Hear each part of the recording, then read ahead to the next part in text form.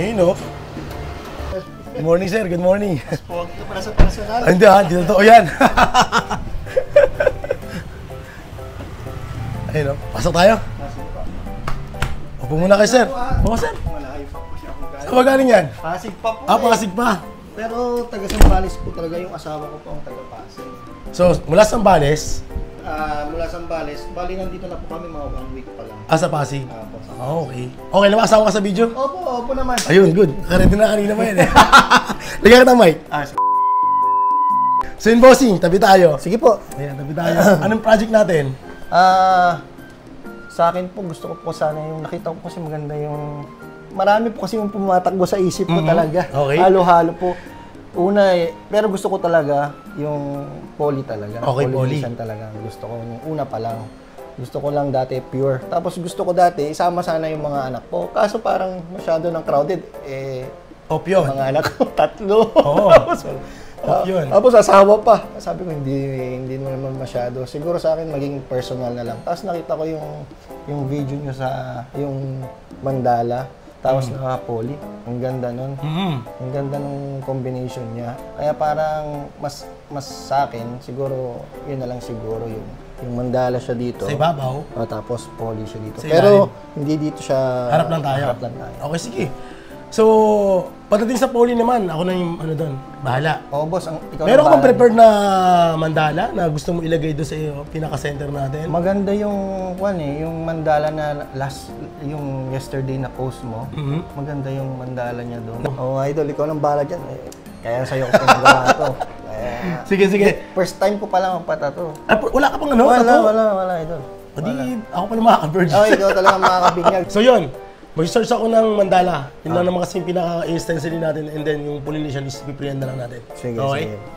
Game. Good day mga pati at panibagong araw na naman.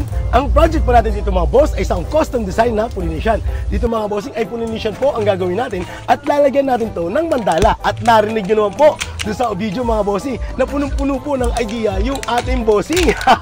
At buti na lamang po talaga mga bossing ay naisip niya na ito na lamang po talaga ang ipagawa niya. Kasi kapag ang client natin ay punong-puno ng idea mga bossing ay aabutin tayo ng siyam-siyam.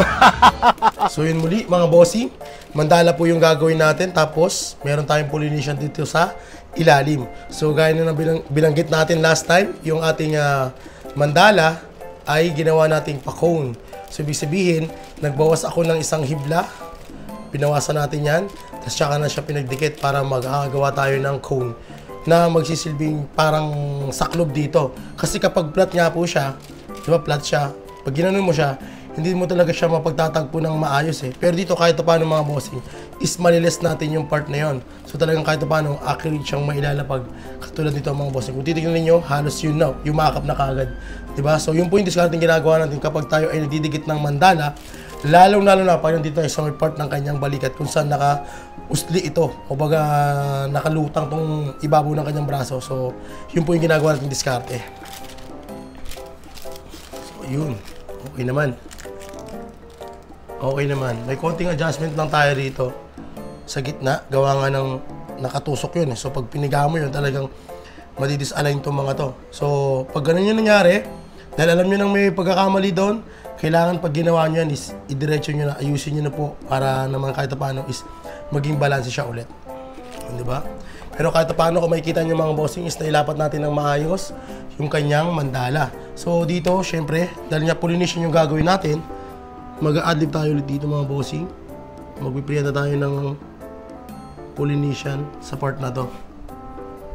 Ano ba to sir? May plano ka bang dugtungan tong tattoo mo? Actually gusto ko ng yung talagang wrap around. Kaso baka masyadong matagal at saka yung budget medyo limited lang kasi rin ako. So baka pagbalik ko next sa susunod na taon papadugtungan ko siguro. Patutito, so may abang ba gusto mo? O putol na lang. Maganda yung kahit putol pero hindi halata. Hindi halata. Okay, sige po. Yun na lang po. Ganun na gawin natin, no? Kasi para ano. So may kita mo lang tong part na to, medyo open lang to ng konti. Gawa ng yun nga dahil nga may hiram tayong abang. Gusto ko lang naman dito, ito paikot lang siya pero dito hindi na. Hindi na. Okay, di sa sarado natin sa baba. Okay, sarado sa baba.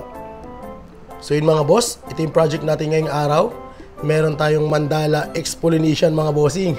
So dito mga bossing, meron tayong mandala, request ng ating bossing. Tapos syempre, request din yung Polynesian.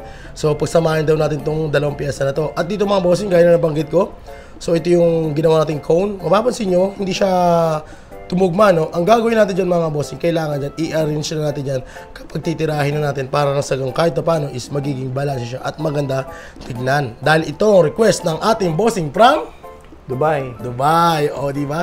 So yung mga bossing, dinahin tayo ng mga kaibigan natin from Dubai. At shoutout nga pala dyan mga bossing. At kung papala rin, ay magkita-kita tayo dyan.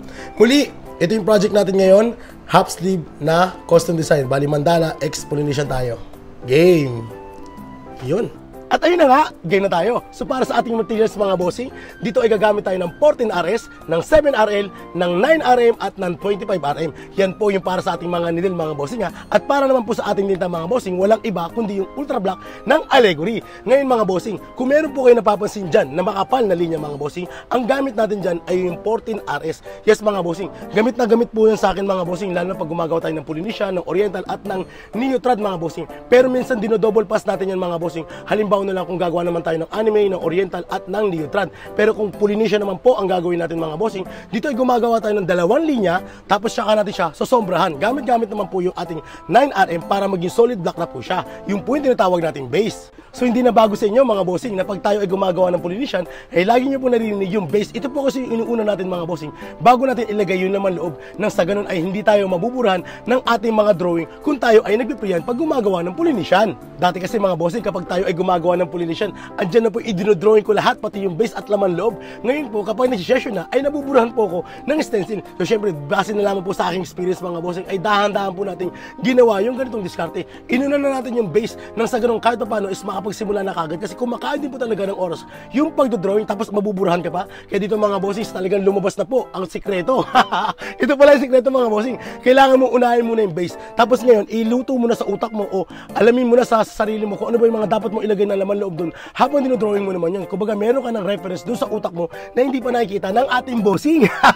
Dahil nga ibinigay na sa'yo yung pagtitiwala, kaya talagang dapat dito mga bossing, habang ginagawa mo naman itong base mga bossing, ay nagluluto ka na kung ano ba ang salansan ng pattern ang gagamitin mo. Nang sa ganun, maiba naman to doon sa mga una mong nagawang Polynesian. At balikan naman po natin yung iba pa nating karayom na ginagamit dito mga bossing. Dito mga bossing, kung meron po kayo mapapansin na manipis na linya, ang gamit-gamit natin dito mga bossing ay 7RL. Yes mga bossing, bali ito po yung ginagamit natin para magkaroon pa po ng ibang detalye yung ginagawa nating Polynesian. Dito mga bossing ha, itong mga binabanggit yung karayom mga bossing ay nakadepende po sa artist at kung ano bang gusto niyang palabasin dun sa piyesang ginagawa niya.